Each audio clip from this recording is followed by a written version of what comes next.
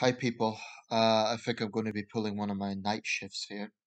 My sleeping pattern is very erratic, and well, here I am. This one I want to discuss because it's concerning something that I hope doesn't happen, but there is a possibility that this is being challenged. I'm talking about the future of cinema, of course. Um, I should remember that whatever I'm talking about is in the title, so I don't need to do the little introduction so much. I came across an op-ed in the iNewspaper the other day. This is from the 22nd of August, that was Monday, by Stefano Hatfield, and he's covering this issue. So it got me thinking about it. It's a good write-up, and I'll go read out a bit of this. What do we fancy at the local cinema tonight? Nope, or Orphan, First Kill. Nope, I'm not into horror. Dragon Ball Super, Superhero, DC League of Super Pets, Minions, The Rise of Gru. I don't have children that age. Or Love and Thunder, Top Gun, Maverick or Bullet Train. Action movies are not my bag. There are four Bollywood movies, which is great for diversity, but it's another niche that's not for me. Where's the film my brain can engage with? There's Where the Crawdads Sing, Inset, but that was all. That was the last movie I actually saw on an extremely wet holiday afternoon in Ireland. Would I have gone otherwise? I'm not so sure I wouldn't have waited to see it on a streamer. That's a list selection. I'm just going to read out the whole thing. That's the selection at my nearest Cineworld tonight, as the world's second largest cinema chain teeters on the brink of bankruptcy, losses of 4 billion. Any of them would cost me £30 for two tickets minimum. Um, any of them will cost. That's a lot more expensive than my cinema, if I'm reading that correctly. Family of four, you can easily be looking at almost £100, especially if you have to travel by public transport or park somewhere. Regular popcorn, £4.95. Regular Diet Coke, £3.75. He's factoring in the confectionery as well. This particular Cineworld is not newly refurbished like my local Odeon Lux, closer to £20 a head, by the way. You can't help but question the prices while watching trailers for so many other movies in which you have no interest. How many colons in the titles indicating they're part of a franchise? Staying awake is another problem. At the risk of turning into a grumpy old man, why are so many movies so long? They're not The Godfather. There's scarcely a current film that could have a chunk shaved off for the better, including the enjoyable crawdads, and that was only, it's put in inverted commas here, 2 hours 5 minutes. Want a coffee in the evening to help stay awake? Sorry, the coffee machine is closed at night. Did Baz Luhrmann do justice to The King and Elvis 2 hours 39 minutes? Who knows? We both slept through over an hour of it. I thought that film was very good, I have to say myself. Cineworld's desperate battle to survive comes as the long awaited Game of Thrones spin off House of the Dragon launches, and a week before Amazon unveils its 1 billion Lord of the Rings The Ring of Power series. I saw an advert for that about an hour ago, actually. If you don't fancy those, there's currently the BBC's Excellent Marriage or the fiercely talented Sharon Horgan's Bad Sisters to make you smile, wince, and think. Meanwhile, Sky Box Office is promoting movies with an unhelpful see them while they're still on the cinema line. That's very Oh, and the football's back with games almost every night. We lost the cinema going habit during lockdown as streaming services soared in popularity. Cineworld's 95 million global cinema goers in 2021 is still well down on the pre-pandemic 275 million. You could be sure it will blame the lack of blockbusters, perhaps, but the cinema offer is no longer value for money. Doomsayers have been predicting the demise of cinema going for decades. Perhaps this will really be make or break time.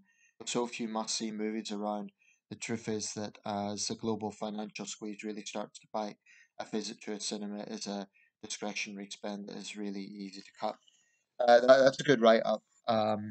Of course, the thing about must see movies, it really comes down to taste. I personally thought Elvis was really good. I thought that was a great film, but knowing the director, I wasn't disappointed. I've liked pretty much every Baz Luhrmann film I've seen. His style has always been very flamboyant, very epic, and it works.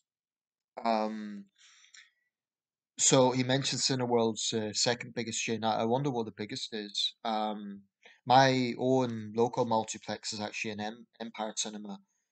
I'm not sure where they rank in the pecking order of cinema chains, but he raises a lot of good points there. I mean, if you get cinema confectionery, if you get the snacks and the drinks in the cinema, and really they don't give you much choice because you can't really bring things in.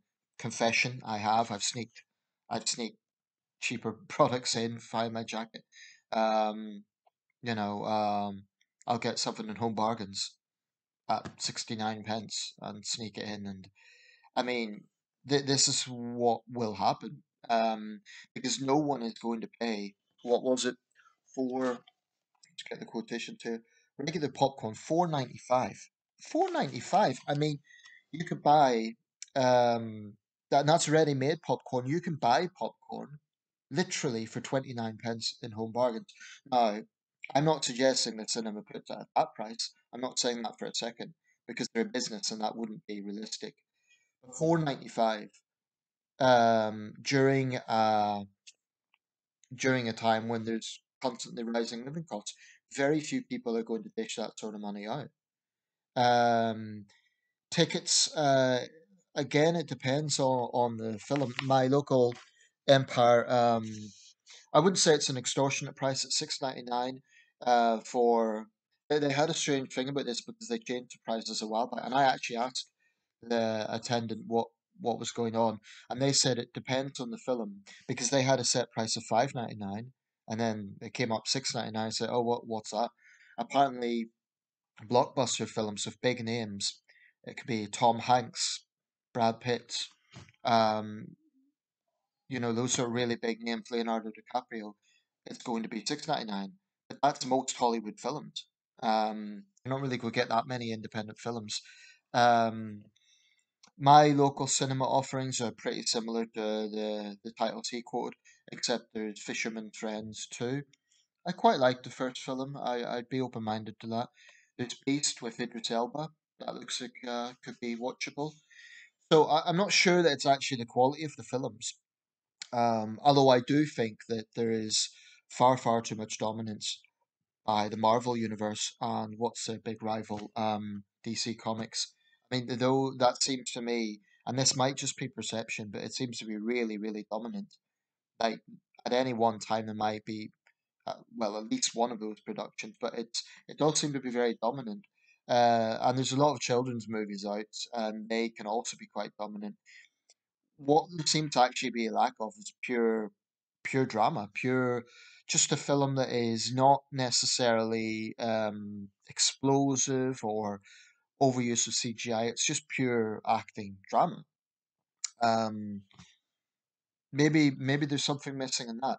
I have to say my own tastes are quite eclectic. I mean, I'm not fussy. I can be open minded to a wide range of film genres. Um, let's see, this year the last film I watched was Elvis by Baz Luhrmann. Okay, so we have a music biopic. Before that, off the top of my head, this year I've watched Belfast. I enjoyed that, and obviously it was personal. It's the city I was born in. It's one I had to see. Um, let's see, Death on the Nile. I thought that was very good. I have to be honest, what else have I seen this year? Goodness, I've seen about seven films. Yeah, I'm sure they'll come to mind. West Side Story. It didn't do that well, but it was quite. I mean, some panned it as a remake. I haven't seen the original, so I've nothing to compare it against. I thought it was good. The only bit I didn't like was disclaimer here, the rape scene. I just think it was unnecessarily dark and just didn't really add anything. Um, but every film I've seen this year, I haven't been disappointed by. I've either really enjoyed them or thought, yeah, that was pretty watchable. Or The Electric Life of Lewis Wayne. It's one of those little art house films that isn't going to get a huge amount of attention, but Benedict Cumberbatch was in it. It was about an eccentric artist who had some sort of mental health problem. Um, what else have I seen this year? I'm trying to think off the top of my head. I might go later today to watch Bullet Train with Brad Pitt. Um, but I don't think it's that films are that are made for cinema are necessarily I mean, you can see there's of course, Jurassic World Dominion. That was one of the last big ones I saw. Excellent. Really, I think it was the best. Apart from Jurassic Park, I thought it was the absolute best film in that series. And I've really enjoyed the Jurassic series generally. Um, so every film I've seen, I haven't been disappointed. Um, Now I have a streaming service. I have Netflix, kindly provided by my brother and my sister-in-law. And I must admit, I was skeptical of it at first. I guess I was hostile to the idea of it because precisely because of this idea that streaming services are killing cinema. But there is a lot of good stuff on Netflix. I mean, The Crown is superb. I really have enjoyed The Crown. I've enjoyed Cobra Kai. There's a lot of individual documentaries. There's the Attenborough wildlife documentaries I enjoy. There's a lot of good stuff there if you look around. One of the most recent things I watched was Man vs. Bee with Rowan Atkinson. Comedy. Each episode was very short, so I burned through it in one night. Only 7 episodes. So there is good stuff there. Actually, I don't think it's. I'm not sure if it's the quality of either side. I think both cinema and streaming services have good quality productions. But what's going wrong with cinema? I think certainly prices is one factor. Now, my local cinema, they've said our prices are some of the most competitive in the region, and they're probably right. But they still, have very much stereotypically high cinema prices on their popcorn and their drinks. I mean, ready-made popcorn, I'm not a huge fan of it anyway. I find fresh popcorn that you make in a microwave, it's honestly just as good. I really believe that. I've had that, ready-made popcorn in the cinema, and I don't know, I just don't always find it as satisfying, and it's a lot more expensive. A big drink, okay, it might be big, but really, 2.99 or whatever it is, it's just at a time of rising living costs. If cinema need to survive, they need to find a way to get people back. Another thing I dislike in my local cinema, they still have in big bold letters, just as a caution, we are taking card payment only. Card payment only. So that immediately puts people at a disadvantage because if not everyone widely uses cards, it's a misconception that just because of the pandemic, everyone is using cards now. Um, I do, but that might not always be convenient for someone.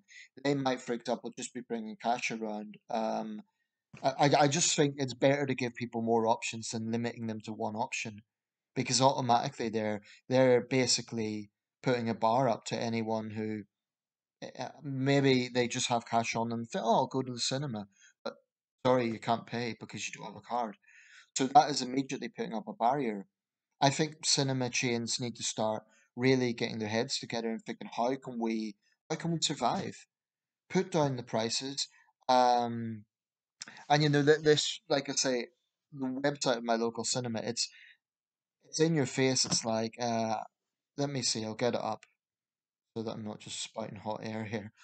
Yeah, here we go. Let's see. Maintaining our vigilance and the big blue banner.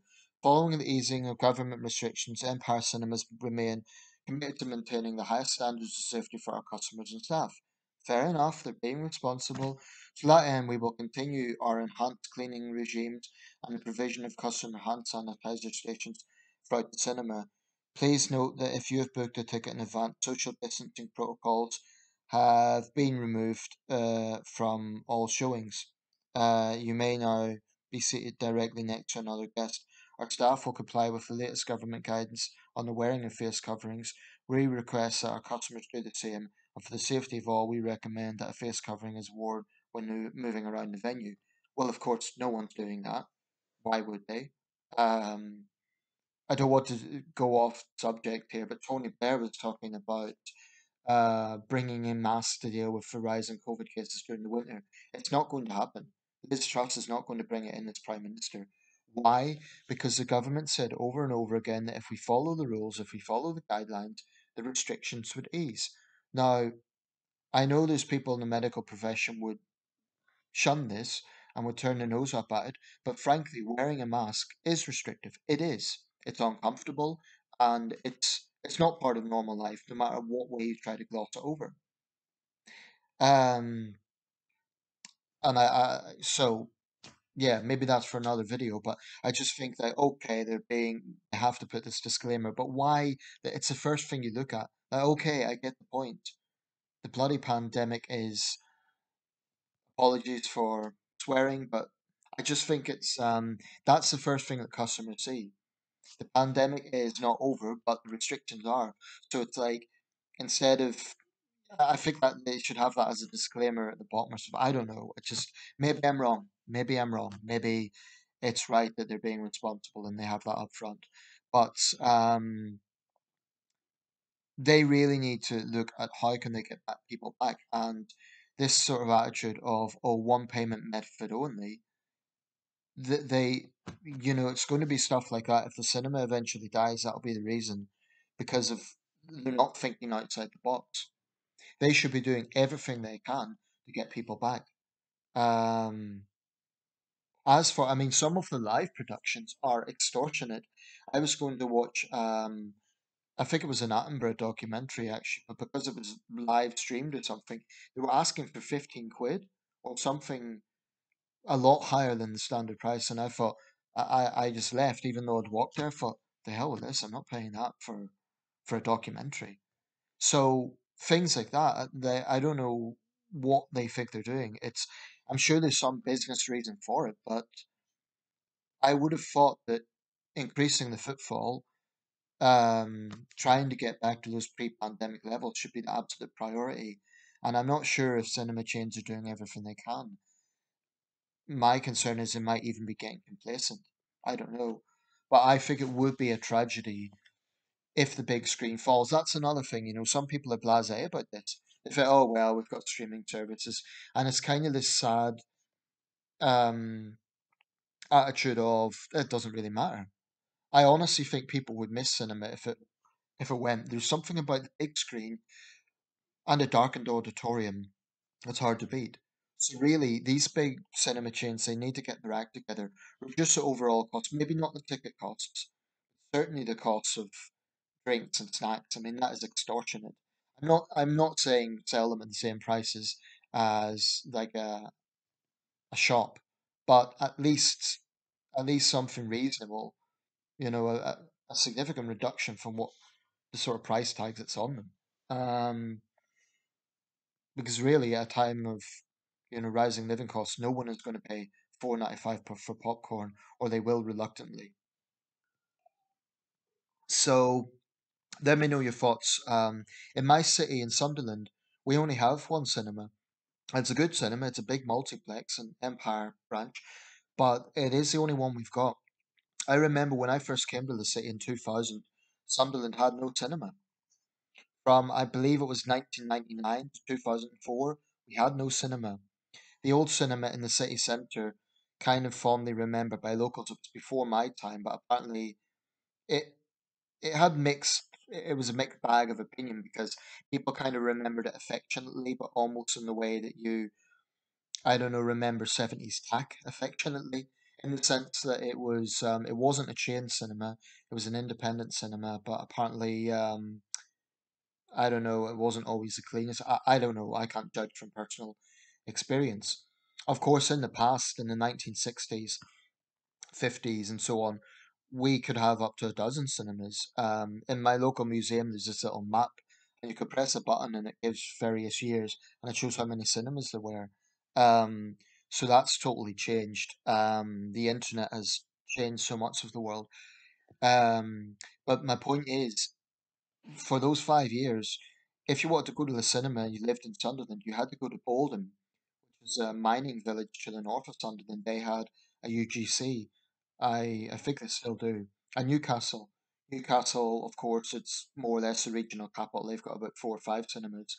They have an independent, the Tyneside Cinema. They've got a couple of branch cinemas. But that's what you had to do. You could not go to cinema in Sunderland. So my concern is if something were to happen, uh, if the cinema here closed, we're back to square one in Sunderland, population 180,000 people, doesn't have a cinema. That would be really, I think it would be tragic, and I would greatly miss it. And if I ever become a rich man, I would definitely look at cinema chains. That would be something I'd want to branch out into, if for no other reason than trying to make a revival or getting it to survive. I don't know. That's a pipe dream. It'll never happen. Might happen. Who knows? Let me know your thoughts. Where do you live? What's your local cinema offerings like? What do you think of the big screen?